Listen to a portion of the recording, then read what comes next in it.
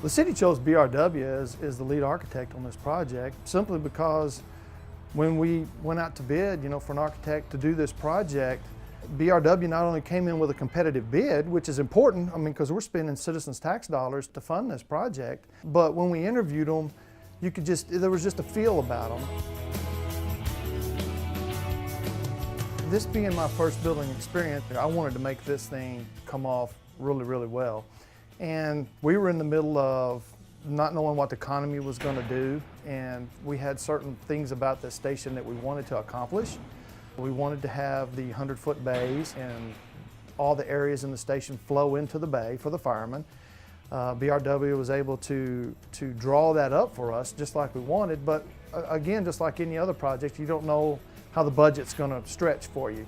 And when they went out and did preliminary cost estimates for us, they were really worried that we weren't going to be able to get everything in, but they were being very honest with us, and that's what I appreciated about them. They kept us up to speed on every part of the project along the way.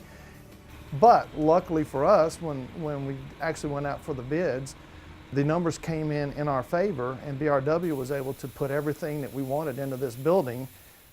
They were a key player in us picking the contractor. They were right there beside us when we did the interviews, making sure that we all felt comfortable we were going to get a quality product out of the contractor. So from a project manager's standpoint, they made my job very easy and made me feel at ease because I had no knowledge of fire station contractors, people that have built fire stations in the past. And of course they had all the experience, and I relied on their experience, and they made that a very easy transition for me.